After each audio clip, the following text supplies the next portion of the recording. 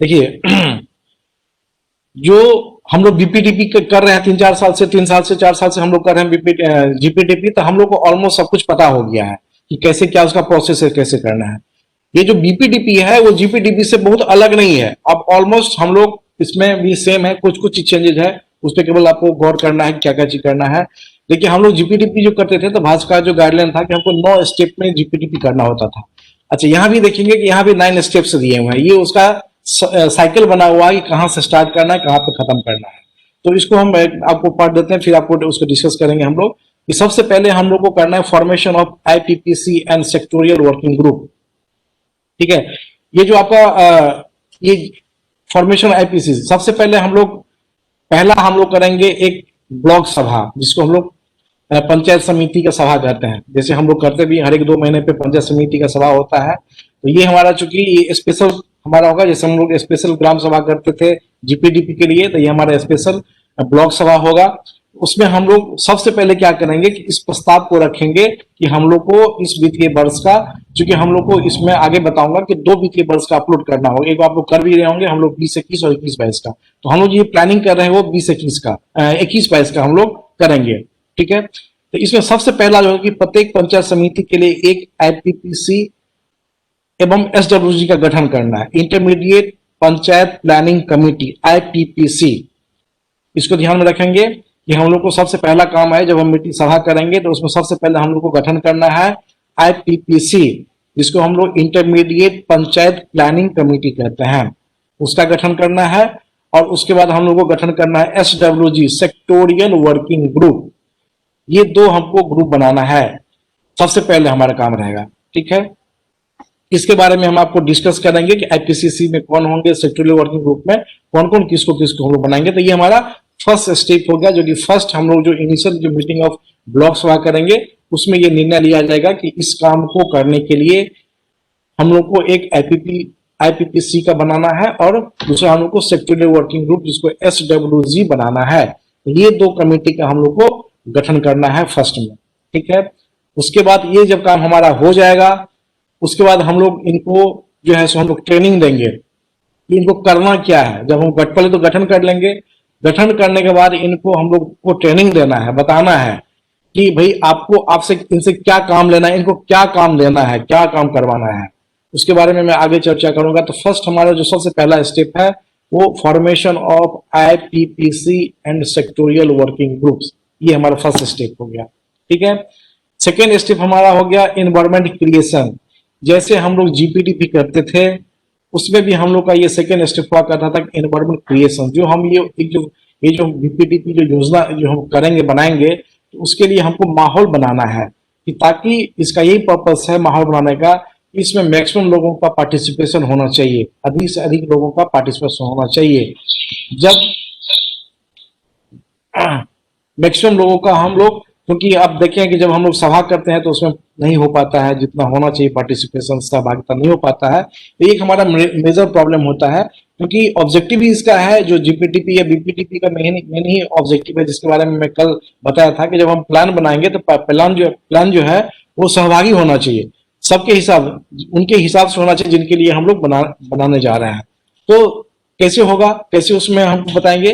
तो इसको एक जस्ट फेस्टिवल के रूप में लेना है कि हम एक बीपीडीपी बनाने जा रहे हैं, इसके रिगार्डिंग जस्ट एक माहौल ऐसा क्रिएट करना है। हम अपने संबंधित पंचायत समिति के अंतर्गत जो हमारे एरिया है ग्राम पंचायतों का, उसमें हम एक माहौल बनाएंगे कि हमको बीपीडीपी का प्लानिंग करना, ताकि सभी उसके बारे में जानकारी लें, उत्सुकता से उसमें पार्टिसिपेट करें और अपने अपने बातों को रखे वो। ठीक है, उसके बाद उसमें हम लोग को ये भी जो गाइडलाइन में दिया हुआ है, आप भी देखेंगे गाइडलाइन में, मैं आपको शेयर भी करूंगा कि हम लोग को उसमें महिला सभा भी करना है, बाल सभा भी करना है और बुजुर्गों का भी सभा करना है, ताकि उस अपने अपने अपने पंचायतों के, अपने ग्राम पंचायतों के, संबंधित ग्राम पंचायतों के हर एक तबके, हर एक लोगों का, हर जो महिला हो, बच्चे हो या बुजुर्ग हो, सभी की जो उनके प्रॉब्लम्स हैं उनका हम लोग आइडेंटिफाई करेंगे, वो प्रॉब्लम्स को लेंगे। इसीलिए ये बहुत इंपॉर्टेंट होता है कि हमको एक माहौल बनाना है, एनवायरमेंट क्रिएशन करना है। वही इसका मेन ऑब्जेक्टिव है कि हम किस तरीके से माहौल बनाएंगे और इसमें हमको मैक्सिमम हमको जो प्रॉब्लम्स होता है, जो समस्याएं होते हैं, उसको हम लोग आइडेंटिफाई करें, ताकि हम लोग को आगे का काम करने में सहूलियत हो। तो ये हम काम करेंगे। उसके बाद जो थर्ड स्टेप है वो है consolidation of the MA data and GPDP. देखिए कल भी मैंने काफी विस्तृत रूप से चर्चा किया है कि प्रोग्राम जो हम लोग प्लानिंग करेंगे, जो योजना बनाएंगे, तो योजना का बनाने के पहले हमको बेस चाहिए, आखिर हम किस बेस पे योजना बनाएंगे। तो जैसे कि आप लोग, जैसे हम लोग जीपीडीपी के मैंने डिस्कस किया था, तो जीपीडीपी जो किया, जो बनाया गया, जो उसमें लिया गया प्लान्स को, तो उसको हम लोग पहले बेसिस बनाएंगे, वो रहेगा। फिर हम जब हमारे पास जो जीपीडीपी जो बनाने के लिए हमारे पास जो मिशन अंत्योदय का जो डेटा है, जो आपको पता है, जो हमारे 11वीं अनुसूची में जो हमारे 29 सब्जेक्ट दिए हुए हैं, उससे संबंधित ये डेटा होता है, हर एक विभाग से संबंधित ये डेटा होता है, जो कि हमारा 146 हमारे कंपोनेंट होते हैं, वो ऑलमोस्ट सभी को कवर कर लेता है, जितने हमको संविधान के द्वारा 11वीं अनुसूची के द्वारा जो हमको सब्जेक्ट दिया गया है, तो सबको ये ऑलमोस्ट जो है वो कवर कर लेता है। तो वो डेटा का एनालिसिस, जो मिशन अंत्योदय का जो डेटा होता है, वो जब अपने पास रखेंगे, उसका एनालिसिस करेंगे, और जीपीटी उसके बेसिस पे जो जीपीटीपी बनाया गया है, तो वो हम रखेंगे अपने पास। उसके बाद हम लोग गैप उसमें से ढूंढेंगे, जो गैप एनालिसिस करेंगे कि किस योजना को ग्राम पंचायतों ने लिया है, कौन सा छूट गया जो इंपॉर्टेंट था, तो हम लोग को, ताकि हम लोग को रिपीट नहीं हो, सेम नहीं हो, जो ग्राम पंचायतों ने लिया है सेम हमारा प्लानिंग नहीं हो जाए। तो उसको गैप को एनालिसिस करने के लिए कि जो उनसे आगे, चूंकि दायरा थोड़ा सा पंचायत समिति का ज्यादा होता है ग्राम पंचायत से, उनका जो अधिकार क्षेत्र थोड़ा सा ज्यादा होता है, जो आपको हम कल बताए थे, जो फिनांस का जो आपको हम जो बताए थे कि रिसोर्स इन्वॉल्व में बताए थे कि ग्राम पंचायत का क्या है, पंचायत समिति का क्या लेवल है, खर्च करने का क्या उसके एरियाज हैं, और जिला परिषद का फिर आगे हम आपको बताएंगे। तो ये बेसिस जब हमको मिल जाएगा और गैप एनालिसिस हम लोग कर लेंगे जीपीटीपी और मिशन अंत्योदय के डाटा पे, उसके बाद भी जो हम प्लान लेंगे वही प्लान हमारा फ्रूटफुल होगा और हमारे लाभकारी होगा, और हम सही तरीके से योजना को बना सकते हैं। ये हमारा थर्ड स्टेप होता है। अच्छा, उसके बाद एक और हमारा इंपॉर्टेंट होता है स्पेशल एनालिसिस ऑफ नीड्स। ये मैंने कल आपको इसके बारे में डिटेल डिस्कस किया था कि क्या होता है। जैसे ये जस्ट एक ज्योग्राफिकल एनालिसिस होता है कि हर एक, चूंकि हम लोग का तो चलो जो हमारा जो पंचायत है मोस्टली वो प्लेन एरिया में है, ज्यादा यहाँ पे वेरिएशन नहीं होता है। लेकिन कुछ ऐसे हमारे, चूंकि ये जो बने हैं 9 स्टेट्स जो बने हैं, ये केवल हमारे लिए नहीं, ये सारे ऑल ओवर इंडिया के लिए बने हुए हैं, हर एक स्टेट और यूटी के लिए बने हुए हैं। तो ये सोच के समझा गया है कि बहुत ऐसे हमारा स्टेट भी है जहाँ पे जो ज्योग्राफिकल जो उसका जो एरियाज होता है वो सेम नहीं होता है, वो वेरी करता है। तो उनके नीड डिफरेंट होते हैं, एक जैसा नहीं हो सकते हैं।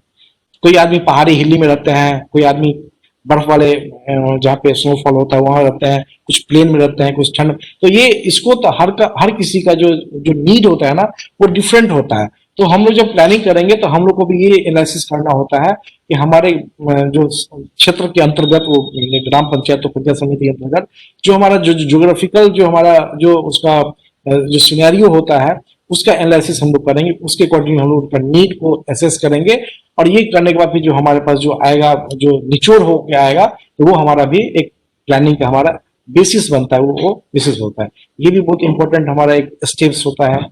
उसके बाद हम लोग करते हैं सिचुएशन एनालिसिस और सिचुएशन एनालिसिस और डेवलपमेंट स्टेटस रिपोर्ट। देखिए ये क्या होता है, जब कभी भी हम लोग प्लानिंग करेंगे तो हम लोग को एक सिचुएशन एनालिसिस करना पड़ता है। सिचुएशन एनालिसिस का मतलब होता है कि हमारे जो लोग हैं, जनता है, उनका क्या नीड है, वो क्या चाहते हैं, उनको क्या मिलना चाहिए था वो नहीं मिला है। और हर एक ब्लॉक लेवल पे हमारा एक डेवलपमेंट स्टेटस रिपोर्ट होता है कि भाई हमने लास्ट के, हम मान के चलते हैं कि लास्ट के हमारा जो ब्लॉक, जो हमारे ब्लॉक में लास्ट बीते 5 वर्षों में क्या उसका डेवलपमेंट रिपोर्ट है, वो हमारे पास अवेलेबल होता है। और वो डेवलपमेंट हमारा एक बेसिस बनता है, जो डेवलपमेंट जो हमारा स्टेटस रिपोर्ट होता है, ये भी हमारा एक बेसिस बनता है, जिसपे हम लोग एनालिसिस करेंगे और हम लोग प्लान को देंगे और सिचुएशन को एनालिसिस करेंगे। जो हमारा जो प्रेजेंट सिनेरियो होता है कि क्या चीज छूट गया है, क्या किनका नीड है, क्या जरूरत है, जो हमारा लाइन डिपार्टमेंट कैसे काम कर रहे हैं। तो हम एक सिचुएशन ओवरऑल एनालिसिस करेंगे, और हमारा जो ऑलरेडी पहले से हमारे पास जो डेवलपमेंट स्टेटस रिपोर्ट होता है, इसको दोनों को स्टडी करके फिर हम एक प्लेटफॉर्म तैयार करेंगे, जो कि हमारा प्लानिंग के लिए कि हमारा बेसिस बनेगा। ये भी सिचुएशन एनालिसिस काफी इंपॉर्टेंट जो होता है, इसलिए हमारा एक स्टेप हो गया। फिर हम लोग चलते हैं विजनरी एक्सरसाइज। ये हम लोग जब हम लोग जो सेकेंड मीटिंग, स्पेशल मीटिंग करते हैं, तो उस पर हम लोग विजनरी एक्सरसाइज का मतलब क्या होता है, इसका है कि हमने 5 सालों में क्या किया है और अगले हमको 5 साल में क्या करना है। हम आगे के बारे में सोचेंगे। कोई भी हम जो प्लान करते हैं तो प्लान में हमें एक फ्यूचर उसमें होना चाहिए कि जो हमने क्या किया अभी तक और क्या हम करने जा रहे हैं, तो उसका भी हम लोग को अवलोकन करना होता है विजनरी एक्सरसाइज के द्वारा कि हम हमारा क्या भी स्टैंड है, क्या स्थिति है, क्या अभी तक हमने किया है और क्या हम लोग अगले 5 साल में करने वाले हैं। तो इसके बारे में हम लोग को एक्सरसाइज करना होता है। उसके बाद हम लोग resource and activity identification, definitely हम लोग प्लान करेंगे। हमको रिसोर्स के बारे में जानकारी चाहिए, हमको जितने भी एक्टिविटीज है उसके बारे में पता होना चाहिए कि हमारे पंचायत समिति स्तर पे क्या क्या हमारा रिसोर्स का एनवेलप है, क्या हो सकता है। तो जैसे कल आपको बताया था कि हम लोग को 15वीं वित्त से रिसोर्स मिलता है, फिर हम लोग को जो अपना जैसे पंचम वित्त से मिला था लास्ट टाइम, अभी हम लोग को फिर से मिलेगा। उसका फिर अपना ब्लॉक का भी कुछ अपना उनका रिसोर्सेज होता है, उसका स्टडी कर उसका भी हमको स्टडी उसको लेना होता है, जो अपना कुछ सोर्स आमदनी हो उसको भी हम लोग ले सकते हैं। फिर मधुमती पंचायत जो हमारा जो ब्लॉक पंचायत है उसको कुछ सौंपे गए हैं, जो स्टेट के कुछ कार्यक्रम है, स्कीम्स है जिसके मदद से उनको पैसा जाता है, उसके बारे में हमको होता है। कुछ शैक्षिक अंशदान भी होता है, उसके बारे में हम लोग को जानना है। केंद्र और राज्य सरकारों की योजनाओं के अंतर्गत संबंधित विभागों को उपलब्ध कराई गई राशि जो होता है लैंड डिपार्टमेंट को, वो भी है। तो ये सब सारा हम अपने रिसोर्स के बारे में पहले स्टडी करेंगे कि हम क्या क्या चीज रिसोर्स हमारे पास है और क्या क्या भी हम लोग पास एक्टिविटी है, उसका हम लोग आइडेंटिफिकेशन करेंगे।